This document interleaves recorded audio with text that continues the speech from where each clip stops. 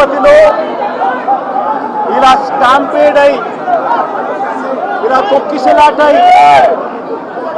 తిరుపతిలో మనుషులు చనిపోయిన పరిస్థితులు ఘటన గతంలో ఎప్పుడూ కూడా జరగలేదు.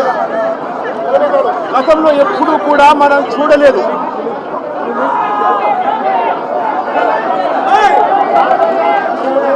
ఈరోజు ఇలాంటి పరిస్థితులకు దారి తీసిన దానికి కారణాలు ఏమిటి అని చెప్పి అందరము కూడా ఆలోచన చేయాల్సిన అవసరం ఉంది. ఎందుకు ఈ ఘటన జరిగింది, ఈ ఘటనకు గల కారణాలు ఏమిటి అని చెప్పి నిజంగా ఆశ్చర్యం కలిగించే విషయాలు బయటకు వస్తాయి. వైకుంఠ ఏకాదశి అని చెప్పి ప్రతి సంవత్సరం మనం జరుపుకుంటాం. ప్రతి సంవత్సరము వైకుంఠ ఏకాదశి నాడున ఆ రోజుల్లో కొన్ని లక్షల మంది వెంకటేశ్వర స్వామి దర్శనానికి వస్తారని, ఆ రోజు వైకుంఠ ద్వారం తెలుస్తారు అని అందరికీ కూడా తెలుసు. వైకుంఠ ద్వారం తెరవడం అన్నది మహాపుణ్యాన్ని ఇస్తుందని, ఆ పుణ్యం కోసం లక్షల మంది జనాలు ఆ రోజున వస్తారు తిరుపతికి అని అందరికీ తెలిసిన విషయం. నేను ఒకటి అడుగుతా ఉన్నా, 10వ తారీఖున వైకుంఠ ఏకాదశి అని అందరికీ తెలుసు. లక్షల మంది జనాభా ఇక్కడికి వస్తారు అన్న సంగతి అందరికీ తెలుసు. మరి లక్షల మంది జనాభా వస్తారు అని అందరికీ తెలిసి ఉన్నా కూడా ఎందుకు తిరుమల తిరుపతి దేవస్థానంలో టికెట్లు ఇచ్చే కౌంటర్ల దగ్గర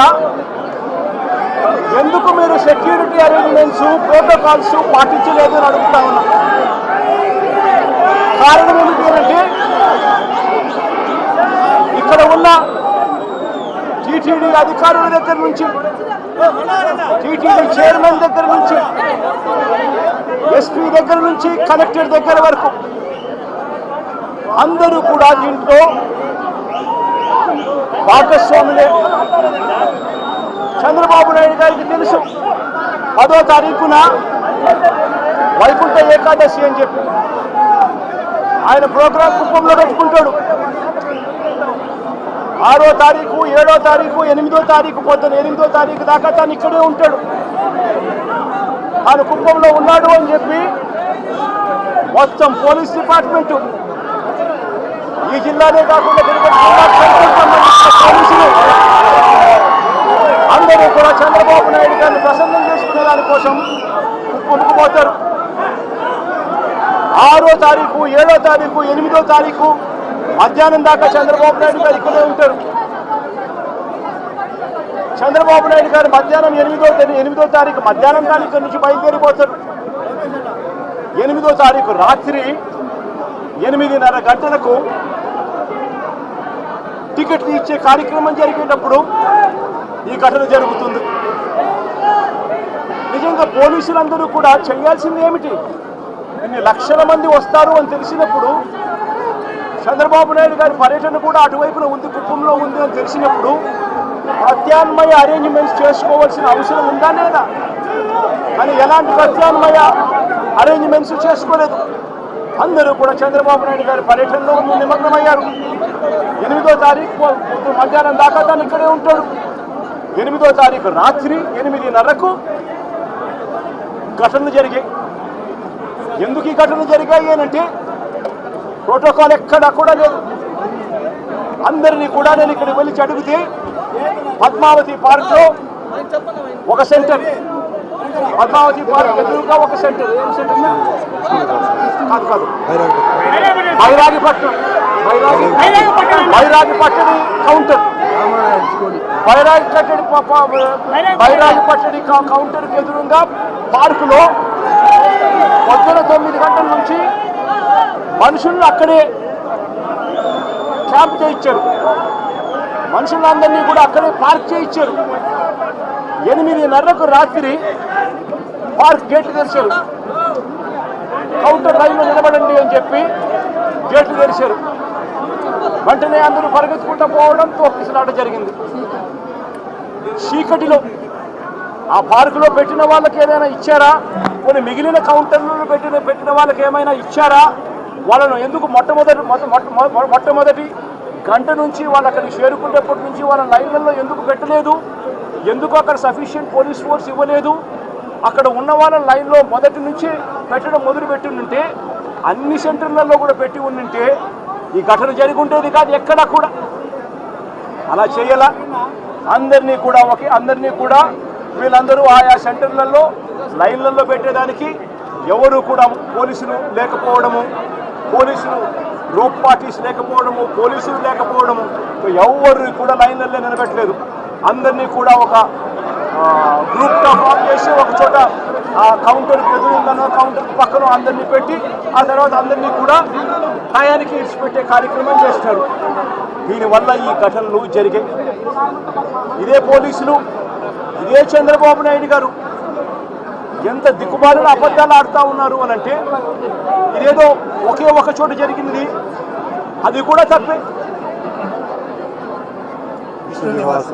విష్ణు నివాసం వీళ్ళు ఫైల్ చేసిన ఎఫ్ఐఆర్ కాపీలో విష్ణు నివాసం దగ్గర ఒకరు చనిపోయిన ఎఫ్ఐఆర్ రిజిస్టర్ అయింది.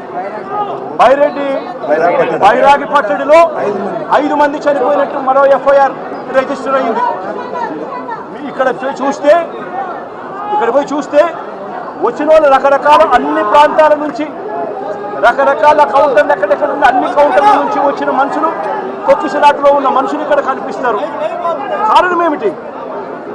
టీటీడీలో టీటీడీ అనే ఒక వ్యవస్థ ఇంత ఇంపార్టెంట్ రోజున, వైకుంఠ ఏకాదశి రోజున ఇన్ని లక్షల మంది వస్తారు అనే సంగతి తెలిసి ఇంత దారుణమైన అరేంజ్మెంట్లు చేయడం జరిగింది. దీంట్లో బాధ్యులు ఒక టీటీడీ ఒకటే కాదు, TTD, entire SP, police department, collector, entire revenue department, వీళ్ళందరూ కూడా దీంట్లో భాగస్వామి, ఇంక్లూడింగ్ చంద్రబాబు నాయుడు గారు. చంద్రబాబు నాయుడు గారు సొంత జిల్లా అన్న సంగతి తెలుసు.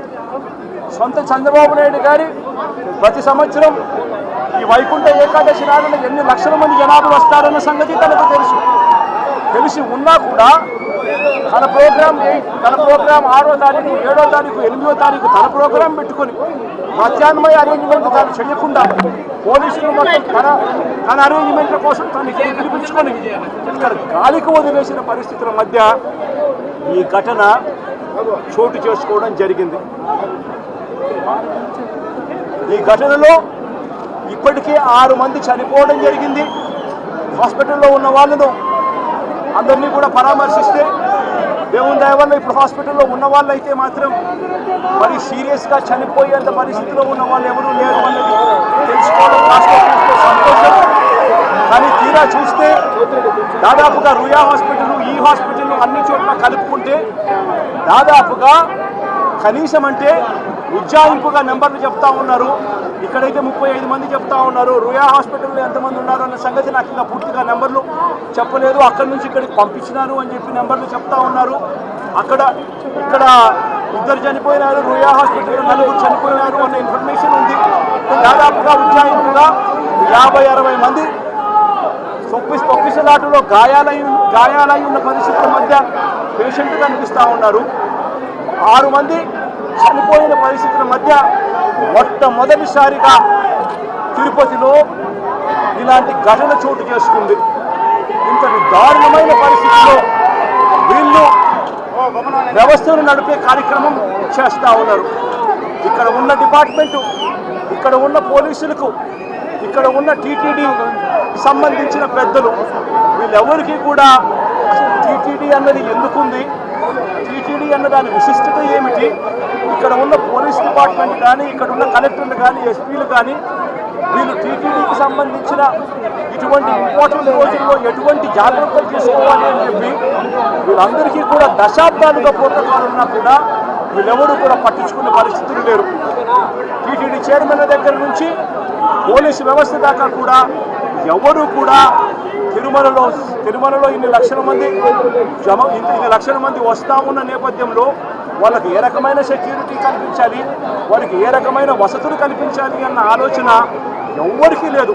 కనీసం ఆ కౌంటర్లలో నిలబడి ఉన్న ప్రజలకు ఆ పార్కుల్లో ఇక్కడ ఉన్న వాళ్ళ పేషెంట్లను అడిగితే అన్న 9 గంటలకు వచ్చినామన్న ఆ పార్కులో అన్నే ఉన్నాము, పార్కులో పెట్టారు, కనీసం నీళ్లు కూడా ఇవ్వలేదన్న అని చెప్తున్నారు. అంటే క్యూలలో నిలబెట్టడం కానీ, సఫిషియెంట్ పోలీస్ ఫోర్స్ పెట్టడం కానీ, రోప్ పార్టీస్ ఆర్గనైజ్ చేయడం కానీ, క్యూలలో ఉన్న వాళ్లకు నీళ్లు ఇవ్వడము, మజ్జిగ ఇవ్వడము, కనీసం వాళ్ళ ఫుడ్ ప్యాకెట్లు ఇవ్వడము, ఇటువంటి ఏవి కూడా జరగల.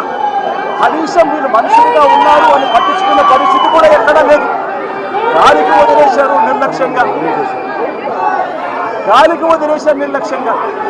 ఇదే 5 సంవత్సరాల కిందట మా ప్రభుత్వంలో 5 సంవత్సరాలు చూస్తే ఇటువంటి కార్యక్రమాలను ఎంత గొప్పగా చేశాము అని చెప్పి ఈ రోజు కూడా ప్రజలు చెప్పుకునేంత గొప్పగా ఈ వ్యవస్థ నడిచింది.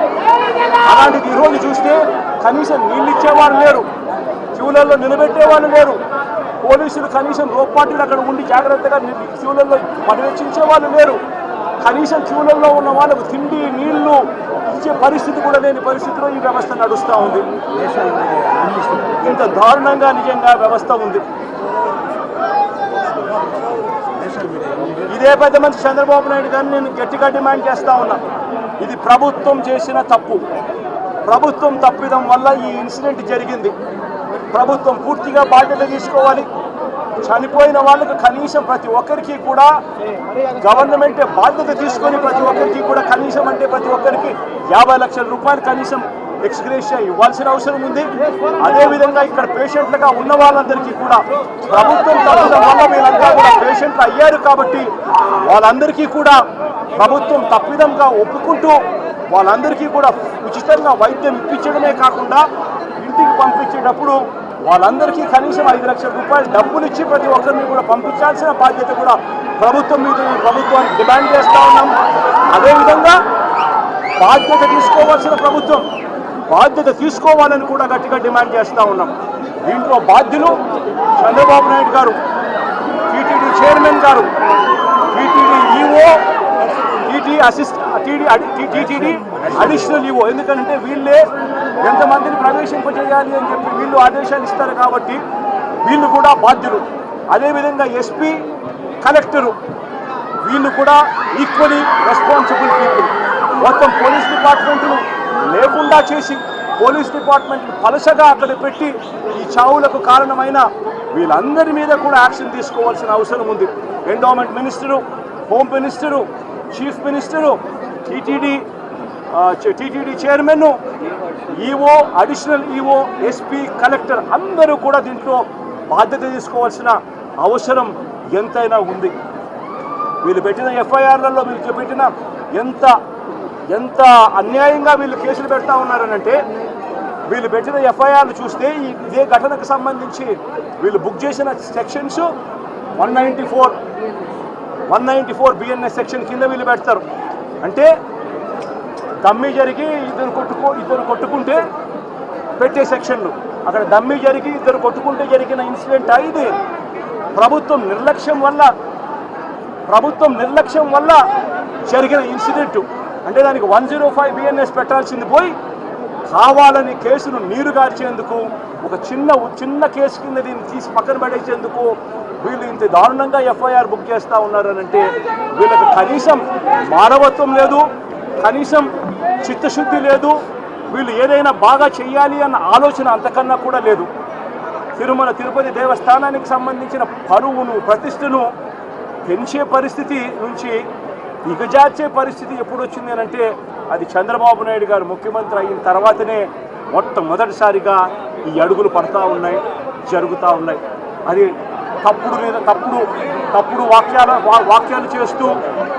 వ్యాఖ్యలు చేస్తూ టీటీడీ లడ్డు విషయంలో లేని అబద్ధాన్ని సృష్టించి ఆ అబద్ధానికి రెక్కలు కట్టించి తిరుమల వెంకటేశ్వర స్వామి లడ్డూ ప్రసాదాన్ని సైతం అప్రతిష్ట పాలు చేసిన చరిత్ర కలిగిన ఈ చంద్రబాబు ఈరోజు మళ్ళీ తిరుపతి దేవస్థానంలో ఒక బ్లాక్ మార్క్గా నిలిచిపోయే ఇంకొక ఘటనకు కూడా ఇదే పెద్ద మనిషి మళ్ళీ ఈరోజు తాను చేసిన చర్యల వల్ల ఈరోజు మళ్ళీ అదే జరిగింది.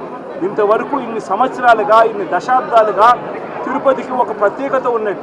ఇక్కడికి వచ్చిన క్రౌడ్ మేనేజ్మెంట్లో క్రౌడ్ను మేనేజ్ చేసే విశిష్టత తిరుమల తిరుపతి దేవస్థానానికి ఉన్నట్టుగా ఎక్కడా ఎవరికి లేదు అన్న ఖ్యాతి, పేరు ఉన్న దాని నుంచి ఏకంగా తిరుమల తిరుపతి దేవస్థానంలోకి అడుగు పెట్టాలి అని అంటే చంద్రబాబు నాయుడు గారి లాంటి పాలకులు ఉన్నప్పుడు ఎటువంటి దారుణమైన పరిస్థితులు ఉంటాయి అని చెప్పి చంద్రబాబు నాయుడు గారు చేసి చూపించాడు ఈరోజు.